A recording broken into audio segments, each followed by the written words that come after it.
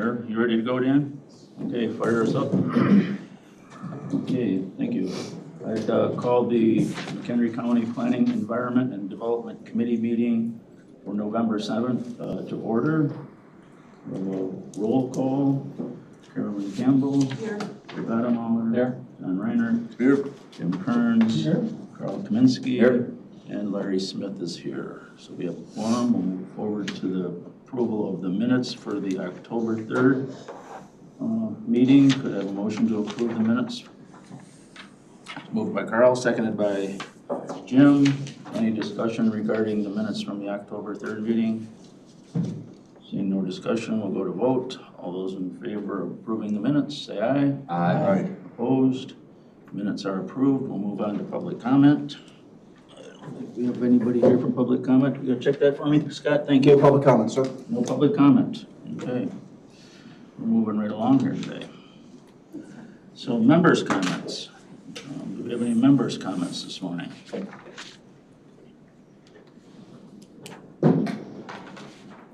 No members' comments. Moving right along here this morning. Okay. New business then. We'll move on to our interview, and I already met Sarah. Hey, Sarah, if you'd like to come up to the corner of the tables, please, and feel free to take a chair if you'd like or not. Just introduce yourself a little bit and let us know why you'd be applying for this Historic Preservation Commission.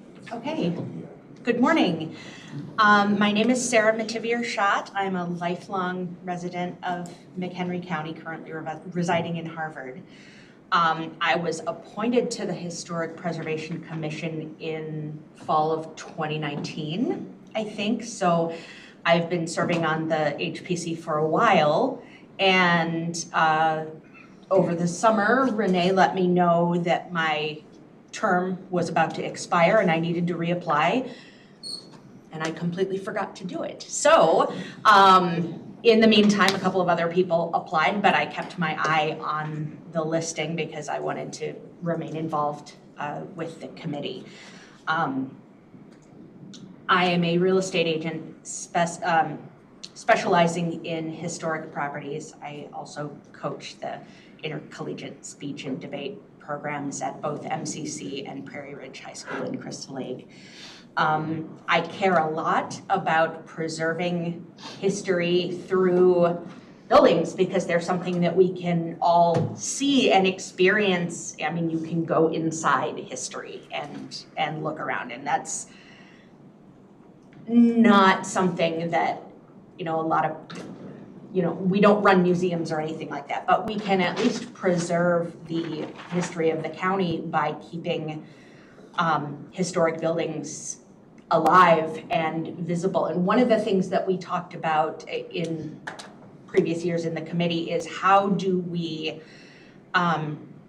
reach out to the greater community and let them know what rich history we have in McHenry County.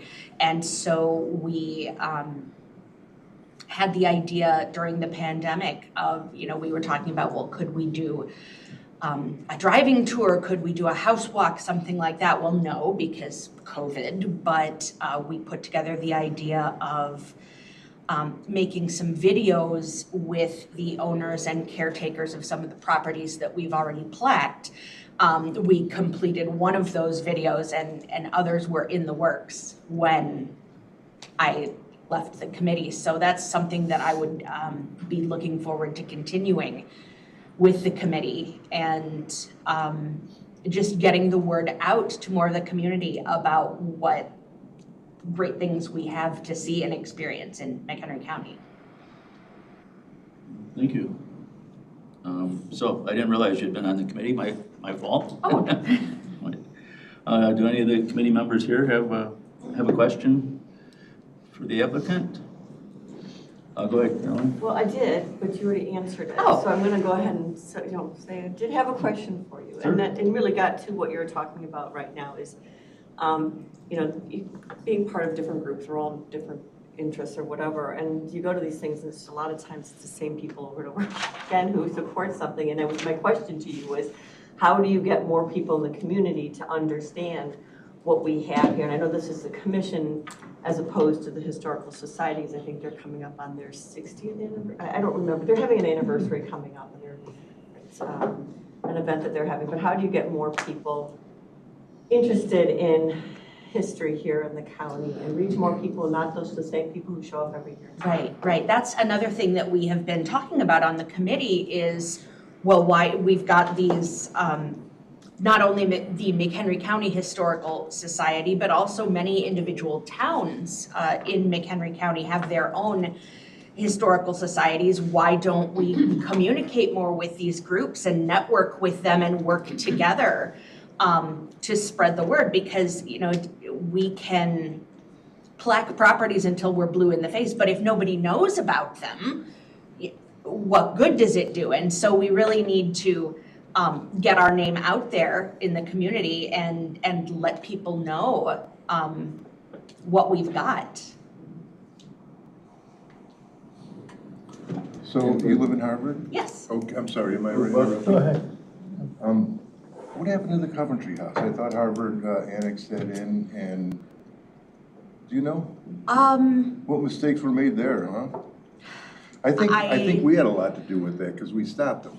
I know that there was, so if a house is out in the country, it's under the jurisdiction of our Historic Preservation Commission. If a house is located, a property is located within the city limits of any of the municipalities of McHenry County, then in order for us to protect it, there needs to be an intergovernmental agreement. Am I getting this right?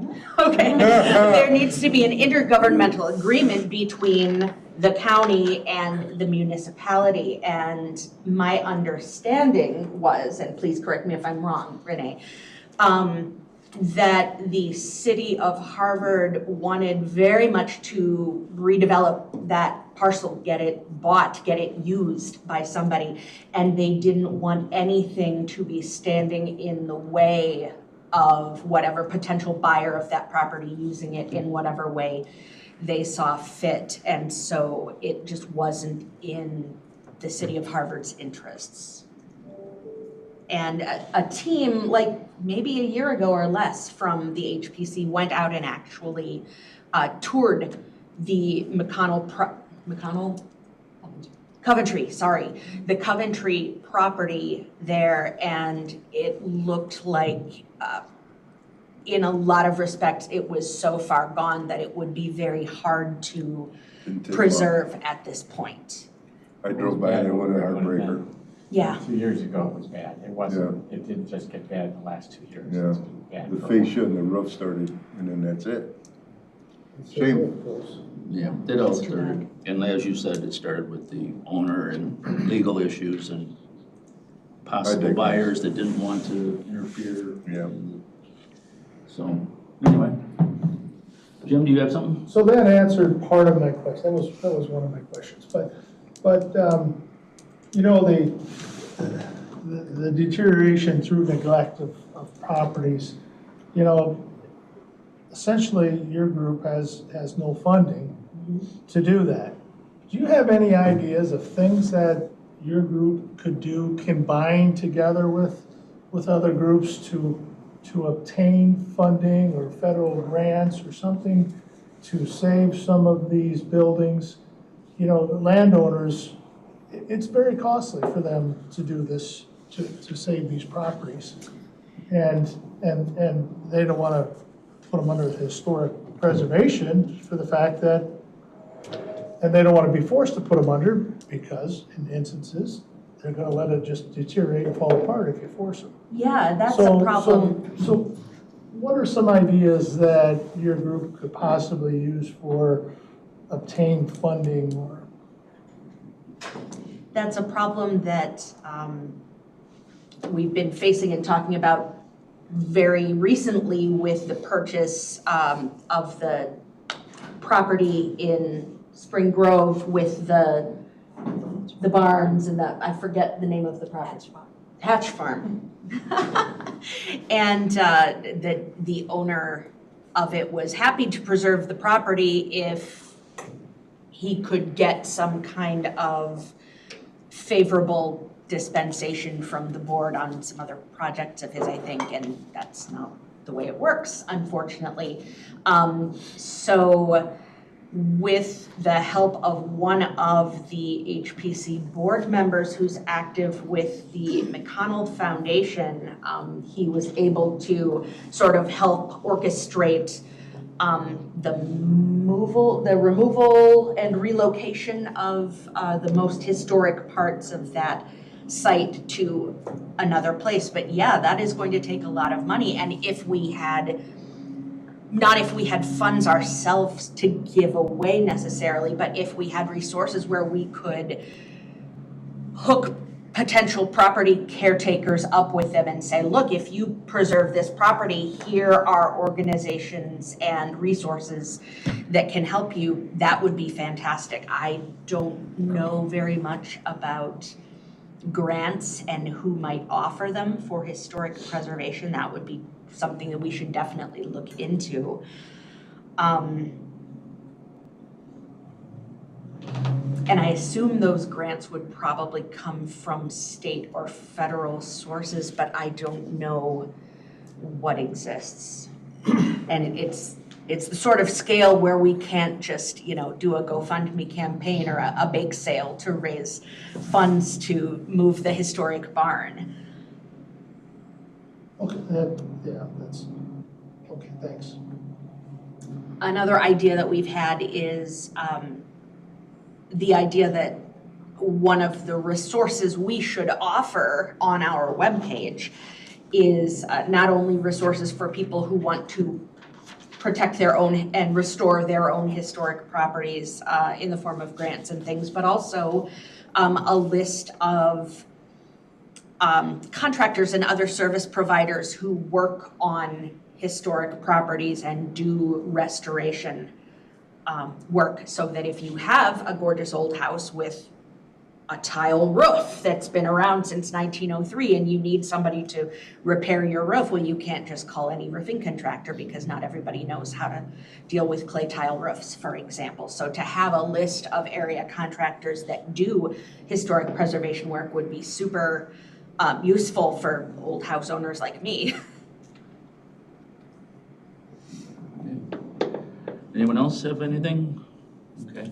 I guess I'm surprised that this didn't come up from one of these guys over here, but there's a balance between the historic preservation and forcing people to do what they might not want to do with their property. And it typically comes up at every interview. And I just thought maybe you'd have some response for that. The balance between heavy-handed forcing of people to do what we want them to do with their own personal property versus Essentially, yes. historic properties for the good of everybody. And I understand it's a hot seat question, so.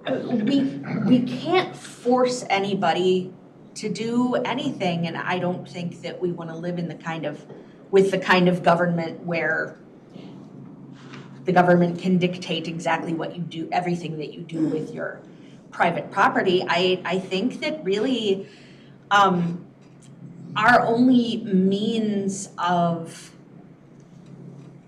encouraging people to consent to protecting their property is persuasion. We can appeal to them we can present facts about the historic value of a certain property. We can appeal to their sense of community and their sense of civic pride about McHenry County. And if we can point them towards resources to help them do that, so it won't be, to at least lessen the burden on their finances, I think that would be a good way to persuade them as well, is if we can offer them concrete help. Yeah, very good then. I agree. Yeah. Okay. Anyone else? Answered my questions. Thank you. Okay, yeah. Thank you for coming in, Sarah. We appreciate appreciate that you applied for this position. Okay, We're gonna deliberate about recommending this to the full board. Public meeting, you're welcome to stay, otherwise somebody will contact you tomorrow or the next day or whenever. okay, It's not my department. all right, thank you so much. Thank you. Okay, we'll move on to 5.2, deliberation and selection for the Historic Preservation Commission. One applicant for recommendation to the county board chairman for the Historic Preservation Commission for a term to begin upon appointment and expire November 26, 2026. Approve Sarah. So we have a motion to approve Sarah for this recommendation and seconded from Joe and seconded by Carolyn. Is there any discussion? I think she's a great candidate. She has the experience, the enthusiasm, and I'm glad she came back to reapply after she missed a year or two or whatever it was. So I think that's great. Any other discussion? We'll go to vote. John? Yes. Jim? Yes. Carl? Yeah. Carolyn? Yes. Joe? Yes. And I'll vote yes. So she will be recommended to the chairman for appointment. We'll move on to presentations. Adam, do we have any presentations this morning? No. No presentations. Routine consent agenda. Does anyone have anything they want removed from the routine consent agenda? Go ahead, Jim. 7.1, just for discussion. Okay. Anyone else have anything? Then I'll remove 7.2, so everything's removed for discussion. And it is for discussion. It's not that I have a big issue because I think Adam runs a good department, but I think it should be explained to all of us what his thoughts were on that stuff. So So I'll move to pass 7.1. the motion for 7.1 from Jim, seconded by Joe. Open for discussion. Adam, would you lead the discussion, please? Sure. So we have the renewal for the SWCD. We did it for the end of last year as we went through it, and so it's up November 20th, I think is when the contract is concluded. The scenarios that were of concern really weren't tested this year. We had a significant amount of inspections and coordination, collaboration with them, but some of those primary concerns haven't necessarily been tested. So I guess I want to put that out there. That was my question. Okay. We've had 121 inspections. 14 of them have been affiliated with violations. We've been in coordination, whether it was Joanna and now Stoyan, coordination with SWCD, Ryan Bieber, and then Spring Duffy as well. We joined the inspections, and then some of the other ones. We haven't joined 121 of them, but we've coordinated and collaborated on I would say majority of them. So we're still kind of in conversations, and every time I run into those folks that we've had those discussions with in the past, is keep in mind and call us, and we'll keep that open line of communication. Does the Supreme Court's decision on the wetlands affect this position, these decisions that, you know what I'm talking about? Yeah, it does. To what extent, we're not sure. We're just not, that hasn't been tested either. So the scenario is the impacted wetlands, I should say the designated wetlands is my understanding. The ones that are isolated have a little bit of a different regulation over them at this point. We haven't had any conflicts on those isolated wetlands at this point. Because with that Supreme Court, if I understand it, we really don't have jurisdiction over connected streams and wetlands any longer. Potentially. Yeah, I mean, We yeah. only have farmable wetlands that are not contingent. On its surface, that's exactly what it says. It hasn't been tested, at least in our jurisdiction, in terms of how that changes someone's land and how that changes how they need to operate. Right. But that could be big. It's potentially really large. Yeah, that's a potential big issue. Yeah. Anyone else? Okay, so. I have no objection to passing this time. Okay. So, and Adam and I chatted the other day a little bit about it. It's a one-year deal, still under scrutiny because it hadn't been tested, I guess. So I'm comfortable passing it and moving it forward with it for this year too. Is that correct? It's 1 year and not renewable? Yeah, it's written for 1 year. For 1 year. The contract is written different, but the resolution is all, we didn't modify the contract. So it's just, this is just approved for 1 year and it'll have to come back before the committee again next year. Any other discussion regarding 7-1, is it? Yeah, regarding 7? Okay, no discussion, we'll go to vote. Jim? Yes. Carol? Yeah. Carolyn? Yes. Joe? Yes. John? Yes. And I'll vote yes. 7-1, we'll move forward. Move on to 7-2, there's some reclassifications that Adam felt he wanted to do within his department. Just, if you just go over it a little bit for us, Adam, Sure, so. make the motion. Oh, I'm sorry. I'll second. Motion made by Jim, seconded by Carl.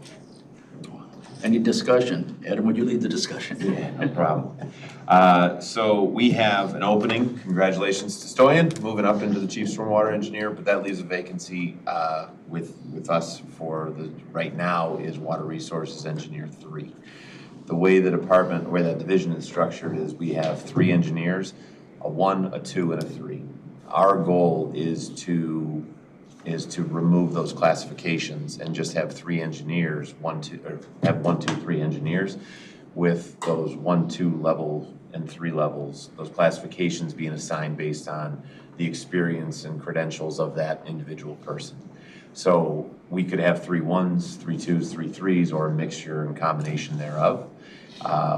It goes away from a little bit more of a calibrated and predictable structure from the budget sense. But it opens the door from, especially right now as we're trying to recruit and hire, it allows us to open this position up to all ranges. So a level 3 can be challenging to get at, you know, depending on where they're at in their career, where they want to be. So removing that is kind of best case for us. Now we can look at job fairs and we can recruit and kind of do some spear targeting recruiting to some other firms. So that's item 1. Item 2 is if we end up transitioning, we have 3 level 1s and those folks graduate, that's gives us a lot of opportunity for retention. If we hired a 1 and we have 2 and a 3 above them, they're blocked. And no matter what they do in terms of experience and credentials, under our current structure, they just would have to remain a 1 until those other 2 positions, 1 of which or 2, open up. So this provides us a little bit more flexibility in terms of offering and retaining staff. You good, Scott? Yeah, I just want to add on to that. This is a philosophy and approach that the county's used for a lot of other positions over the past year, the DOT positions and several others, rather than having a rigid structure of a 1 or a 2 or 3. It's now more blended, and it gives opportunity for employees really to have growth. And when they get into the position, they can move up based on credentialing and other criteria. So this is just carrying forward that philosophy, which is actually working very well for the county, into planning and development. Thank you. Okay. Well, once again, I had no issue with it after talking to Adam, and it's, good morning, Lou. I just wanted to, so everybody at the committee was understanding what his theory was on this. So, if anybody else have any other questions about it? Okay. How many openings do you have? We have 1 right now. We just 1. I don't have any objection to it either. It's a good explanation of the name of it, so you can understand it. Okay. Go ahead, Adam. The only other note I'll add that you all will witness will be once we come to the budget next year, this will be something we'll have to forecast as maybe our 1 and 2 start creeping up in terms of experience and credentials, that they may be eligible for that 3, and we'll work that out in terms of personnels, but that is something that may change a little bit as we year to year. Year to year, but this Yeah. year, it's This year we're good. Going into next year, there's the potential that we would have one, depending on who we bring in. budget neutral this year, and Yep. we'll deal with it next year. Yeah. Sounds good. Anything else? Go to vote. Carl? Yes. Carolyn? Yes. Joe? Yes. John? Yes. Jim? Yes. Lou? Abstain. And I'll vote yes, so the motion passes. Old business. Don't have anything under old business. We'll go to discussion. Adam and Renee wants to join us. Yeah. Yeah. Yeah, kind of. Get up here. So this is discussion on the vacation rentals by owner. And I just talked to Adam about bringing this back. Last time we talked, if you remember, we sort of kicked it around and what we could do or not do and how to enforce it. But staff didn't feel like we ever got to any solid ground on what we were asking them to do. So that's why it's brought back today for further discussion. Is that correct, Adam? Is that Yeah, and I'll add one other piece that in any scenario that we went towards, I should say maybe away from our current regulations, we kind of found ourselves in this is a big change towards enforcement, and not only would it drive some new regulations, it would be coupled with a staff request, maybe not just one, but maybe when we were talking about it, a 3-person staff request. And then on the other side, it would be minimizing it to the point where it's like, well, let's have the conversation on which way the county board wants to go on enforcing / establishing regulations that would be enforceable. Okay. Does anybody go ahead, Jim? So, if I remember, and correct me, I'm probably wrong here because I'm going off my memory, that's not so good all the time. Kane County doesn't have, on the comparison chart here, they don't have any regulations on. Correct. And what are the problems that they have with vacation homes? Are we just creating problems, is my question, by putting it in? The best I can tell from conversation with Kane County is they just ignore it and just deal with it as law enforcement issues as problems emerge with noise and that sort of thing. And a lot of communities or municipalities in McHenry County seem to be dealing with it the same way. It's not prohibited, it's not really allowed, it just exists out there. We have a lot of the Fox River and historic places also down there. So, I don't know, it feels, I'm resistant to adding more regulations on people. I mean, do we really, is this really what we want to do, is regulate people's private property all the time? I don't know, it feels like overreach to me. Is it a significant issue for the county? Is it causing So the two issues that we recognize when these issues are brought up are noise and traffic. Parking and then, if you will, the randomness of a party next door that otherwise there wasn't anything. So it's, then peel that back when they come up. We maybe get would you say more than a dozen a year? Maybe probably towards half a dozen issues. I don't know, don't we have enough to regulate? Well, I sort of agree with Lou on this. For myself, it's a policing issue. I mean, noise, we already have gone through that 100 times trying to figure out how to regulate that. Traffic is a police issue. I mean, I personally, I own a vacation rental by owner. It's not in this state, but if there's an issue, and we got a security guard in the evenings when the office isn't open, but you don't do anything but call the police. Somebody's out of line having a party, parking in the wrong spot, they tow it, and it's handled that way. And I don't. I agree, Larry. We've probably rented 6 or 7 verbos in our lifetime, and I know they police themselves. I mean, if you have a bad, because you can, see if, they'll rate you as a renter of a verbo, and if you're a bad one, you just won't be able to rent them anymore. I think they police themselves, and any noise or parking would be called to the sheriff anyway. I think we're out of our lane here. Appreciate that comments. Anyone else? Go ahead, Joe. 6 issues a year with houses throughout the county are just not something I want to write legislation for. It's, especially when you're telling somebody, I can see a dozen loopholes. They're all my friends, they're all my family, they're whatever. I let them use the place. I mean, if money doesn't change hands, are you gonna tell them they can't let somebody stay at their house? I mean, we're not gonna do that. Yeah, and I think that's where we were, when the last time we had the discussion, was the enforcement issues of it were almost insurmountable. Jim, did you have something more? No, a lot of those are in municipality areas and that, and it's kind of outside our jurisdiction anyway. So, Carl, did you have anything you wanna? Okay. Pretty much summed it up. Well, yeah, okay. I mean, we pretty direct on that one. Got that one. Saved you some work. Well, I think I can't wait to hear about it Spongy Moths. becomes a major issue. If, in the future, if it is really a major, if we could discuss it again, but what is that, let sleeping, whatever, I'm not gonna say that. Yes, if it becomes an issue, I'm sure it's, Yeah. if it becomes an issue, there'll be a board member that'll get phone calls, and if they get phone calls, then they're gonna call P&D, and it's gonna be back on Sure. the agenda.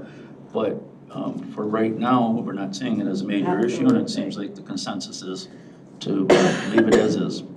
So, you're done with that for a while. I think Sheriff Tatelman would let us know if it's gonna be an issue too. Yeah, Okay, thank you, Peter. I just wanted to say something before you adjourn. We're gonna handle Spongy Moths yet. I'm a little curious about where you are at, but, Reggae music we hear, Peter? and yes, that's a good point, Peter, I appreciate you speaking up that. But notice how still Greg stays up there. So, Yeah. Okay, Blinked in an hour. then we're gonna move past 9-1, you guys are good with what we are hearing here? Yeah. Okay.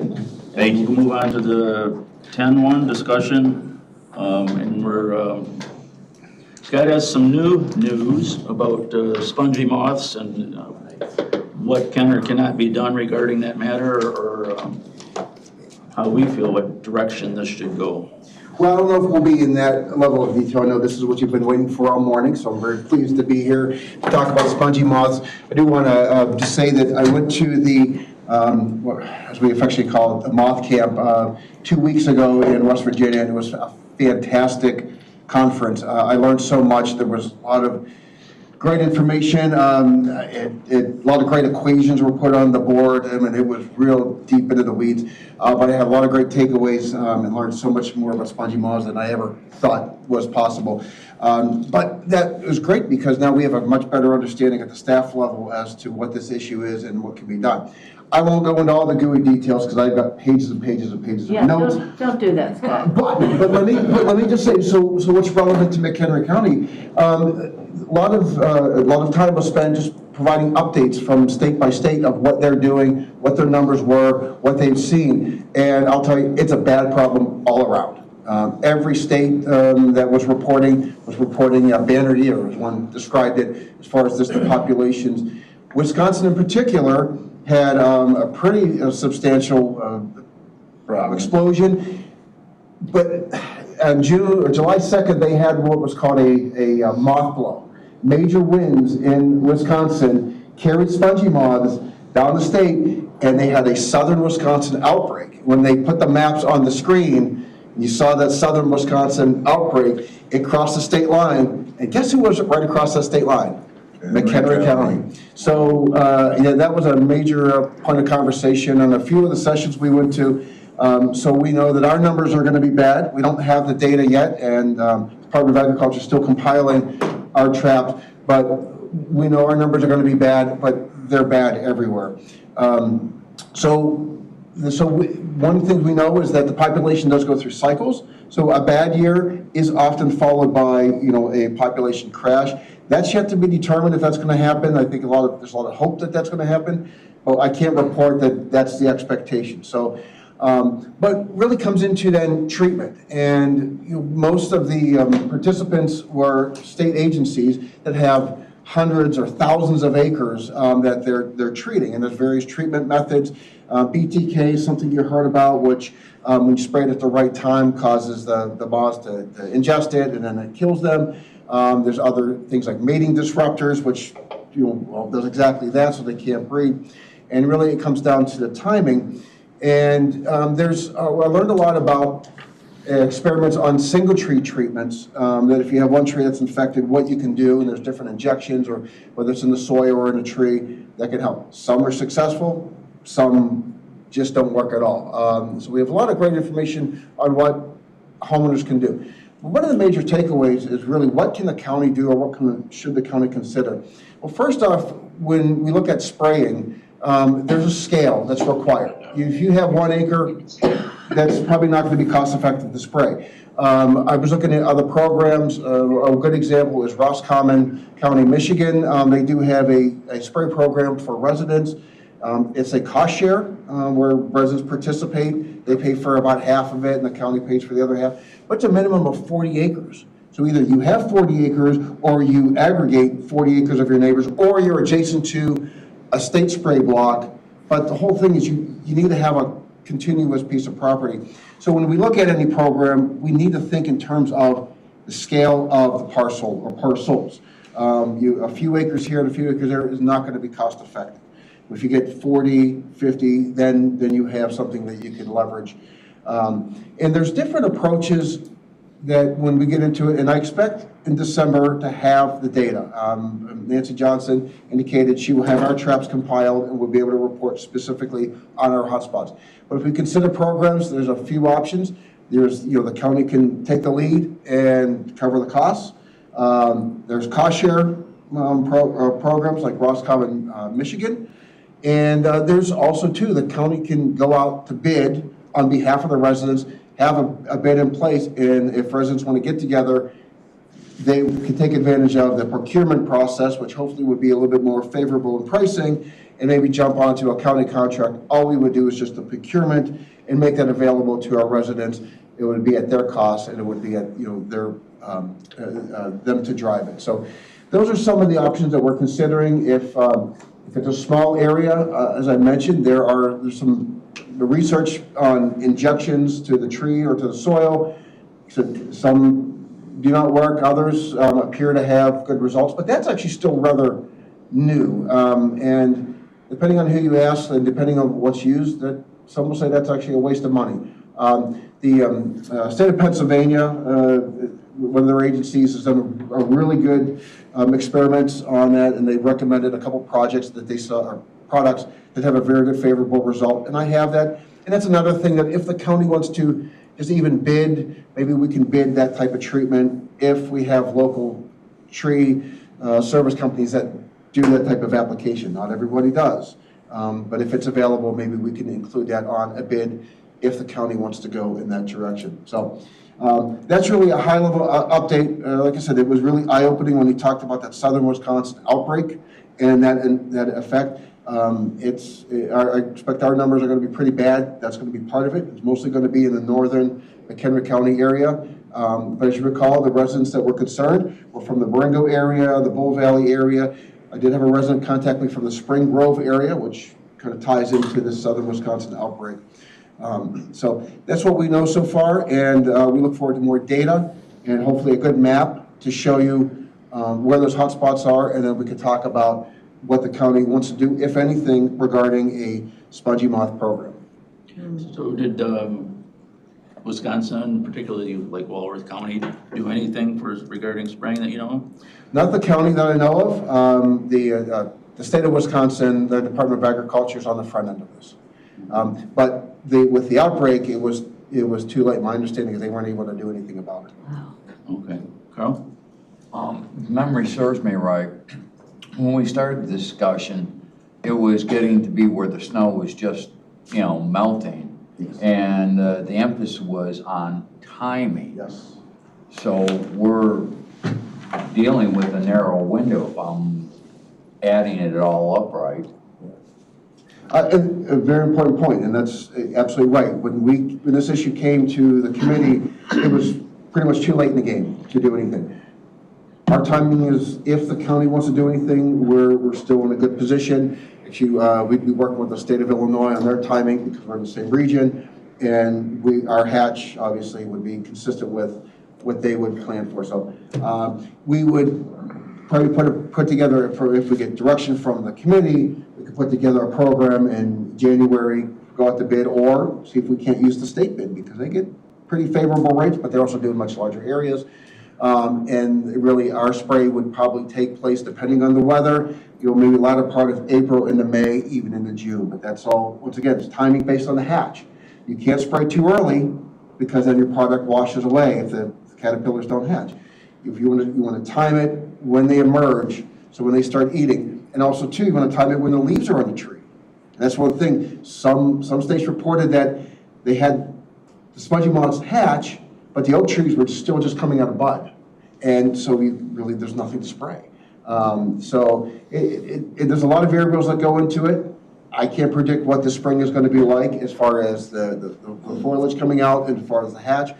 But we got great partners. There is a whole lot of science and very incredibly intelligent people that have been dedicated to this issue across the country. And in fact, even into Canada, we have Canadian representatives at this, and even Alaska is dealing with this, just so you know.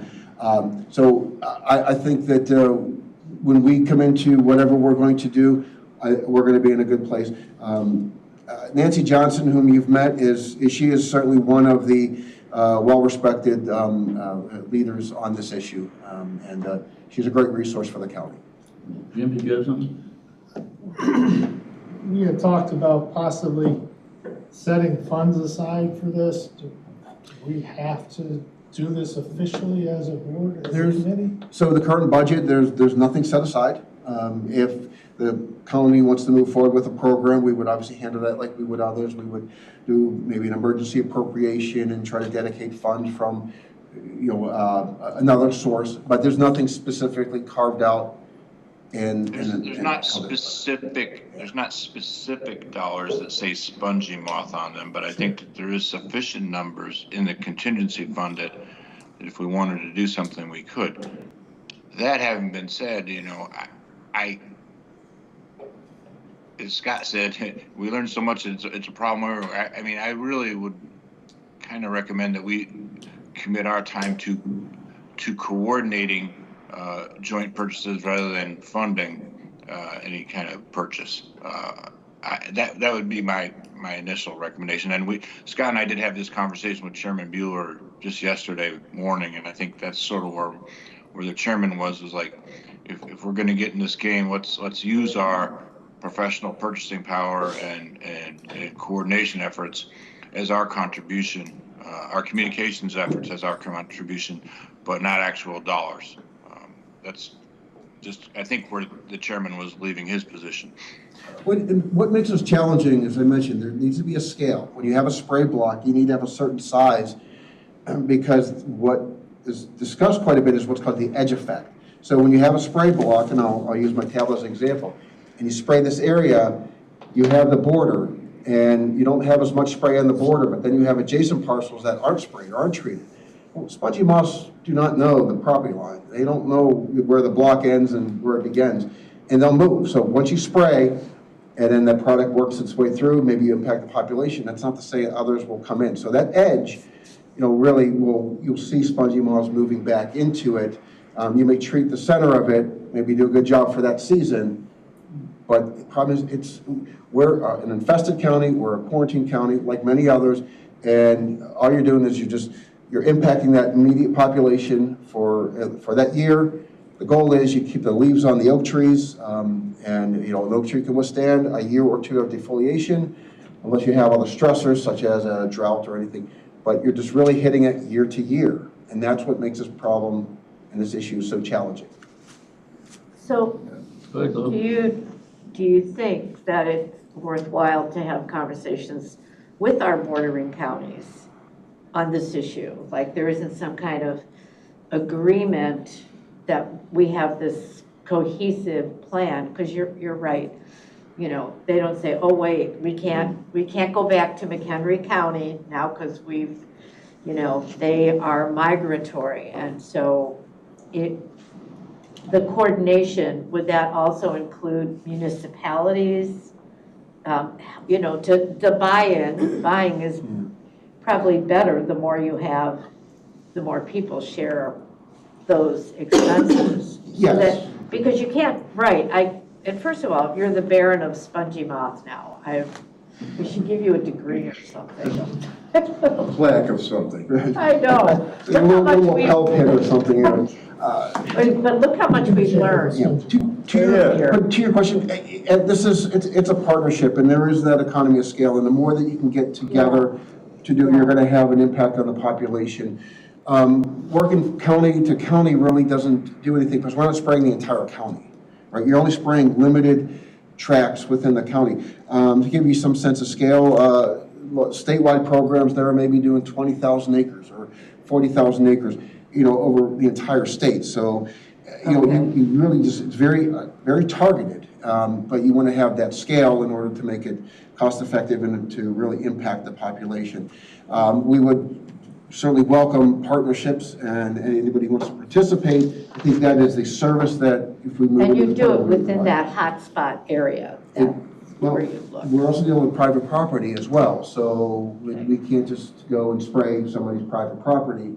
You need to have consent, you need to have that buy-in and that partnership, and depending on the program, you may have some commitment or sharing.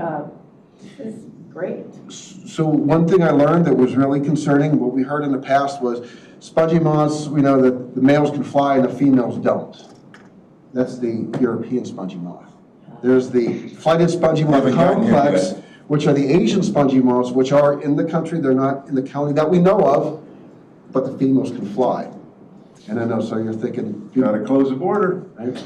But, so there, and a lot of the testing, when I talk about the data, part of what they do is they actually send the trapped spongy moths for DNA testing to determine, are they the Asian or the flighted spongy moth, or are they the Lamantrac dispar, which are the European spongy moths. I know you're thinking of your old Monty Python, Holy Grail skit, African or English swallow. Never mind, I'm a nerd. You're a flesh one. Carl, go ahead.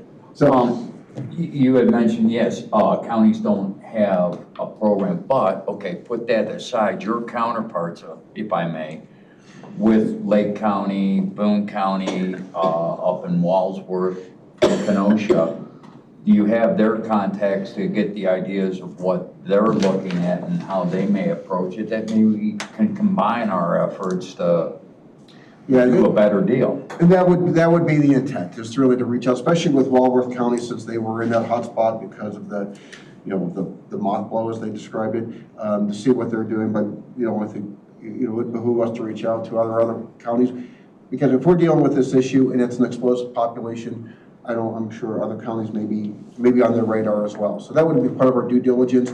There are several counties in Michigan that routinely have done spongy moth programs, and we'll be reaching out to them as well.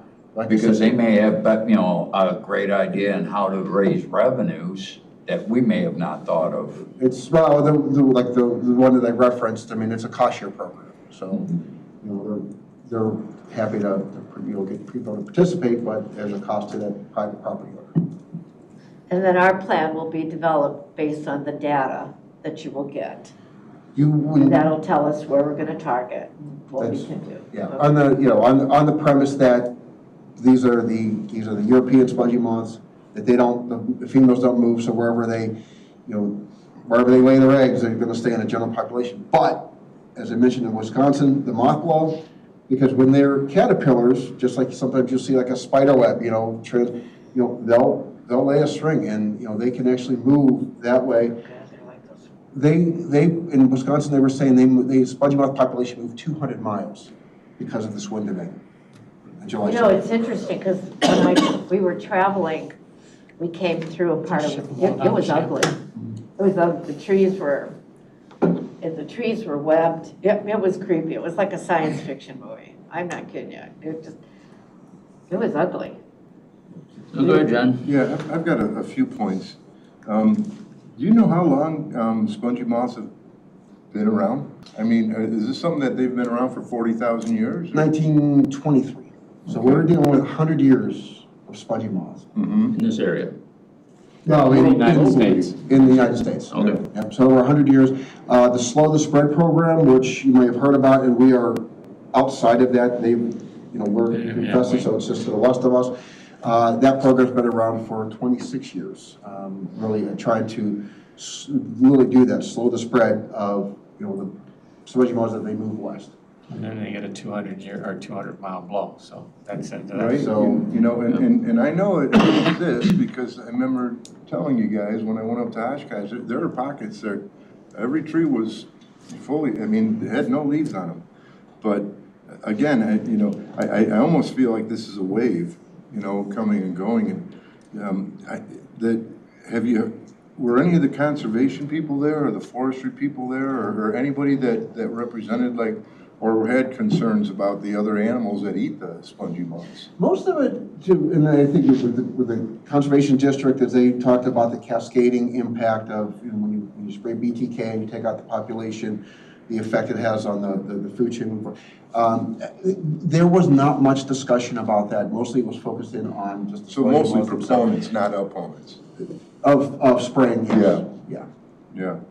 I still have, you know, voiced my concern on the unintended consequences, you know, and you know, the small animals but then the trees deforested, I get that. But I was just kind of curious. I mean, and did you see anybody from the forestry department there, Scott? There was federal, state agencies, a lot of, you know, people with forestry PhDs. There was a lot of... Because I know the forestry department that I talked to, they weren't so hip on it.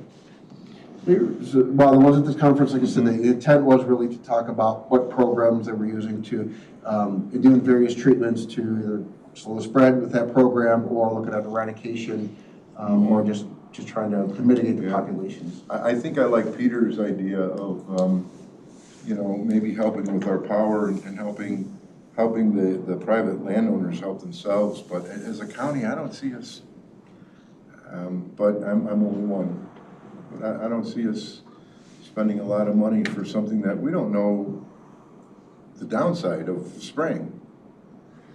Well, I think Scott knows a lot more than any of us know at this point, and so I'm pretty sure that you're gonna do I know you, so I know you're gonna dig and dig and dig, and you'll come back with a reasonable recommendation for us, and then we'll go from there. Well, it's going to be options, because this is a policy question to the county board. You're spending, you know, the public resources on, in essence, a private benefit, although you can argue the greater good is the spongy moths on the trees on private land will move, and, you know, does it become a private property issue, or is it a county-wide issue? So but that's a policy question. You know, I think that'll give you some options, and you'll have to make that difficult decision. Well, we'll look forward to the data in December, right? You're thinking? That's, So at this point, do you feel comfortable putting a report together that could be on our website or something from this seminar? And so if somebody questions us what we're doing or not doing, we can say it's on, you know, the report's on the county website. We'll have the data in December. It'll be updated. yeah, I would want to wait till we have the data. As far as right now, I don't know if I would have enough to put a meaningful report together. It's very high level and learned so much, but I would like to focus it specifically on what we learned about McHenry County and just talk really more factual, you know, the specifics. I like the high level stuff. I mean, when you start talking about how the wind blow and coming from Wisconsin, and if the wind wouldn't have blew out of the north that day, maybe we wouldn't even be talking about this right now. So I think some of that high level stuff is very interesting for me, and I think it'd be interesting to the other people. If you're more comfortable waiting until you have all the data, that's fine too. That would be my preference. I think if they type in their search Spongy Moths, we just put his name. Just give me a call. That'd be fine. Yeah, go ahead, Lou. I think this committee should see the report first, before it goes public, Well, so that if people do call us, we at least know we have seen the report. Okay, And that's a that good takes point. the heat off of Scott. You know, one last thing is, I know you've been talking with a lot of proponents of it, but on the conservation side of it, they're not so for it. So maybe you could get two sides. Well, you have the report from the Conservation District. They said that they do not spray if they have a tree that is afflicted. They do surgical treatment. So whether they do an injection or they'll spray it, but they'll target that tree only. I think that was pretty clear, and they did Yeah. raise that They're cascading effect. concerned too. And, Yeah. you know, once again, too, it's a timing and the fact that the BTK doesn't target just spongy moths. It's any Lepidoptera, which is a caterpillar. And if you have overspray. Lepidoptera, wow. Lepidoptera. He's got a whole new. Now you are the czar. I got a whole lot of $6 words. Wow. Vocabulary. Yeah. Entomologist or whatever, yeah. Scott, you want to spell that for Kathy? I'll get back to you. Okay, so it is, obviously, it is a very serious problem. Our residents are, I don't mean to be laughing about the very serious problem for some of our residents, but we got some good stuff moving forward, got some hard decisions to make. We'll look forward to the data in December when we can talk a little bit more about what direction we should go with it. So thank you, Scott. Thank you for going to that seminar. And we're going to move on now from that and pick it up again in December when we have the data. Thank you. Right, thanks. And if you get calls from constituents, please send them my way. He will. So move on to 11.1, the ZBA hearing officer reports. Renee, I see we have a couple things this month. One up, one down. There are two things this month.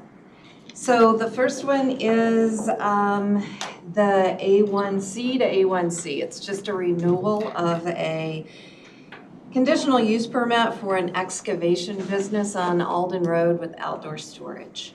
There wasn't any controversy in the hearing and no opposition, so 7-0 to recommend approval. The other one is on Marengo Road. There was a gentleman who owns a trucking company who purchased this property, I suppose, thinking that we probably didn't have any rules out here. So he started parking semi-trucks associated with his business on the property without any permits or anything. So he needs, the property is zoned A2, so he has to be rezoned in order to even consider doing truck parking in the area. So he could rezone to B3, but he would also need a conditional use, or we gave him the choice, you could try and rezone to I1 where this use is allowed by right. So that was the option that the gentleman took. There was tons of opposition, and I would be really surprised if you guys haven't heard about it yet.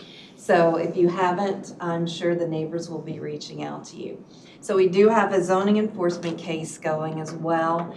We're a little bit on hold until you guys say yay or nay to this, and then if it's nay, then we'll start heavier enforcement action to try to get the site cleaned up.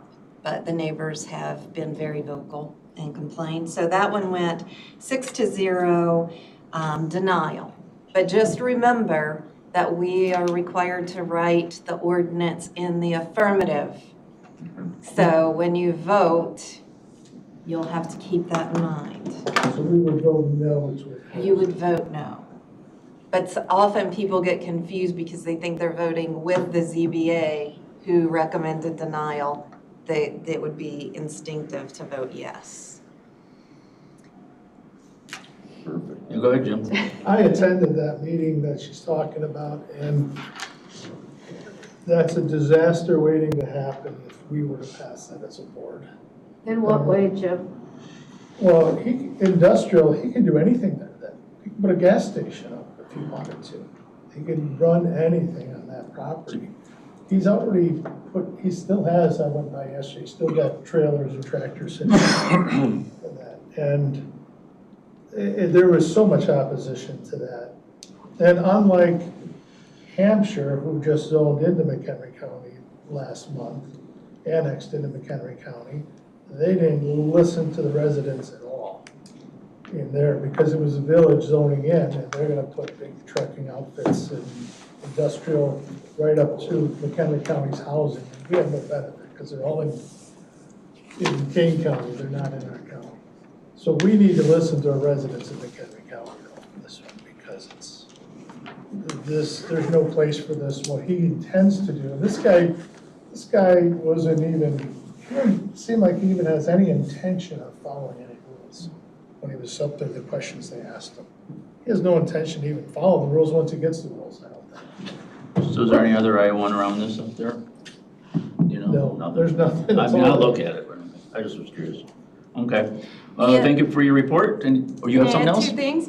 The other thing is the text amendment that you guys just directed us to go forward on for the temporary uses. The hearing is November 16th for that. So that will be coming back to you guys in December for action. And then just a heads up, there are 3 or 4 solar farms coming in that will most likely be on the December agenda as well. Wonderful. Okay. Look at me. No comment. Future topics. None. Executive session. None. Motion for adjournment, please. I did have a question. Oops, go ahead, Carl. On your solar farms, what's it gonna take to, like Jim suggested, why even vote on it? Just let the planning take care of it. You know, we talked and kicked That it was one of the around. things they're talking about to amend our ordinance. We do that. Is that part of the ordinance amendments on the solar farm? I don't know. It's not part of the current amendment. And Carl, part of the issue is there are a certain number of board members that feel they want their no vote heard. So they're not. Well, let them decide to vote no on the thing. I think we should still bring it up and say, we don't have any authority over it, so let the 45 days run. I mean, if they go to the ZBA and the ZBA says they haven't met the standards, fine, bring it up and we can decide that. But if the ZBA makes this finding that the standards have been met, we're just wasting our time. I don't disagree with you. I'll bring that up to Chairman Bueller. We'll see what he wants to do with that part of it, what his recommendation is. Because I do Larry, think. I'll Go ahead, Peter. I just scribbled that same note, Larry. I'll raise that with the chairman, about how he wants, if we know we got 3 or 4 more coming next month, how do we want to attack it? Well, we won't get it done by next month, but At least not have it fall off the table and be forgotten. I guess I meant allowing it to lag beyond 45 days. Okay, well, thank you for that, Peter, that you checked with the chairman on that. I think there were some people that had some thoughts that maybe the veto session at the state level would do something, but we don't see anything. Nothing's going to happen on the veto session. Adam has been appointed to a statewide committee to help us solve this problem, though. Good. So we will do it. You refer to that, so Moths to Schadt, solar farms, Moths to Schadt, solar farms to Adam. We got that as a It's team. his fault. Okay. Get it taken care of. Sure. Said we're not gonna get it. Is that okay, Carl? Is that good enough answer? No problem. Okay. I'm sure after Peter talks to Chairman Bueller, we'll have something a little more specific for you. We've been kicking around. Unfortunately, yes. Okay. Well, anyway, but even the no votes, what concerns me is the guys that are doing solar farms are, making a living on their property. And we're mad at Springfield, so they're getting beat up. And that doesn't, it just, I do think, the property owners have the right to do something with their land. Springfield has basically told us we don't have any right to tell them no. But, here we're sitting there. It's catch-22, no doubt about it. For us, anyway. Okay, entertain a motion to adjourn. Second. By Carl, seconded by Lou. All those in favor to adjourn, say aye. Aye.